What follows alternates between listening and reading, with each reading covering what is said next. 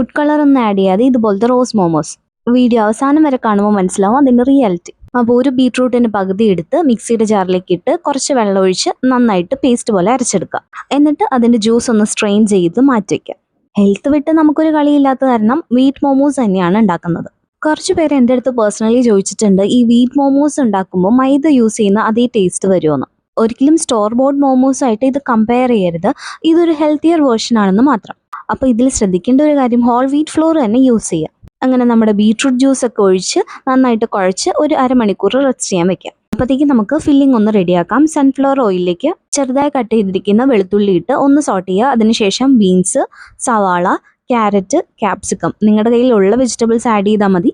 എൻ്റെ കയ്യിൽ ഇതൊക്കെ ഉണ്ടായിരുന്നു, അതുകൊണ്ട് ഞാൻ ആഡ് ചെയ്തിട്ടുണ്ട്. പിന്നെ വെജിറ്റബിൾ മോമോസിൻ്റെ മെയിൻ ഇൻഗ്രീഡിയൻറ്റ് ക്യാബേജ് അല്ലേ, അപ്പോൾ അതും കൂടെ ആഡ് ചെയ്യുന്നുണ്ട്. ഇതിൽ ക്യാബേജ് ആണ് ഏറ്റവും കൂടുതൽ എടുക്കേണ്ടത്. ബാക്കി വെജിറ്റബിൾസ് ഒക്കെ കുറച്ചെടുത്താൽ മതി. വെജിറ്റബിൾസിൻ്റെ ഒക്കെ പച്ചക്കുത്തൊന്ന് മാറുമ്പോഴത്തേക്കും നമുക്കതിലേക്ക് കുറച്ച് കുരുമുളക് പൊടിയും റെഡ് ചില്ലി സോസും സോയാ സോസും ആണ് ആഡ് ചെയ്യേണ്ടത്. ടൊമാറ്റോ കെച്ചപ്പ് ഇഷ്ടമുള്ളവർക്ക് അതും കൂടെ കുറച്ച് ആഡ് ചെയ്യാം. ഈ ഫില്ലിങ് ഒരുപാട് ഡ്രൈ ആവാതിരിക്കാൻ നമ്മൾ ശ്രദ്ധിക്കണം. പിന്നെ ഇതിനാവശ്യത്തിന് ഉപ്പും ടേസ്റ്റ് ഒന്ന് ബാലൻസ് ചെയ്യാൻ അല്പം പഞ്ചസാരയും കൂടെ ആഡ് ചെയ്യുന്നുണ്ട്. ഏറ്റവും ലാസ്റ്റ് ഒരല്പം വിനീഗറും മല്ലിയില ഉണ്ടെങ്കിൽ അതും കൂടെ ആഡ് ചെയ്യാം. മല്ലിയില ഓപ്ഷണൽ ആണ് കേട്ടോ. അപ്പം നമ്മുടെ ഫില്ലിംഗ് സെറ്റ് ആയിട്ടുണ്ട്. അതൊന്ന് ചൂടാറാൻ വേണ്ടി വെക്കാം. ഇനി നമ്മൾ കുഴച്ച് വെച്ചിരിക്കുന്ന ആ മാവ് എടുക്കുക. അത് ഞാൻ രണ്ടാക്കിയിട്ട് കുറച്ച് പൊടി വിതറിയിട്ട് നല്ല തിന്നായിട്ട് പരത്തിയെടുക്കുന്നുണ്ട്. ഇതുപോലത്തെ കിച്ചൺ മാറ്റ് അല്ലെങ്കിൽ ചപ്പാത്തി പലകയിലായാലും മതി. ഒരുപാട് കട്ടി വേണ്ട നമ്മളിത് പരത്തിയെടുക്കുമ്പോൾ. പിന്നെ ഏതെങ്കിലും പാത്രത്തിന്റെ അടപ്പോ എന്തെങ്കിലും കുക്കി കട്ടറോ ഉണ്ടെങ്കിൽ അത് വെച്ചിട്ട് നമുക്ക് റൗണ്ട് ഷേപ്പിൽ കട്ട് ചെയ്തെടുക്കണം. ഇനി റോസ് മോമോസ് ഉണ്ടാക്കാൻ വേണ്ടിയിട്ട് 3 മോമോ ഷീറ്റ്സ് ഇതുപോലെ വെച്ചിട്ട് അതിന്റെ സെന്റർ ഭാഗത്ത് നമ്മൾ ഫില്ലിങ് വെച്ച് കൊടുക്കണം. ഈ സെന്റർ ഭാഗത്ത് നമ്മുടെ ആ മോമോ ഷീറ്റ് ഒന്ന് പ്രസ് ചെയ്ത് കൊടുത്തു കഴിഞ്ഞാൽ അതങ്ങ് സ്റ്റിക്ക് ആയിക്കോളും. ഇനി ഒരു സൈഡിൽ നിന്ന് മറ്റേ സൈഡിലേക്ക് ഒന്ന് മടക്കി കൊടുക്കുക. വീഡിയോയിൽ ഞാൻ നന്നായിട്ട് കാണിച്ചിട്ടുണ്ടെന്നാണ് വിശ്വാസം. ഓരോന്നിൻ്റെയും എഡ്ജസ് സീൽ ചെയ്ത് കഴിഞ്ഞാൽ നമുക്കിത് ഒന്ന് മടക്കിയെടുക്കണം. ഒരു എൻഡിൽ നിന്ന് തുടങ്ങി മറ്റേ എൻഡിലേക്ക് മടക്കി കഴിഞ്ഞാൽ നമ്മുടെ റോസ് മോമോസ് ഇവിടെ റെഡി ആയിട്ട് കിട്ടും. ഇതുപോലെ ഞാൻ എല്ലാം ഷേപ്പ് ചെയ്തെടുത്തിട്ടുണ്ട്.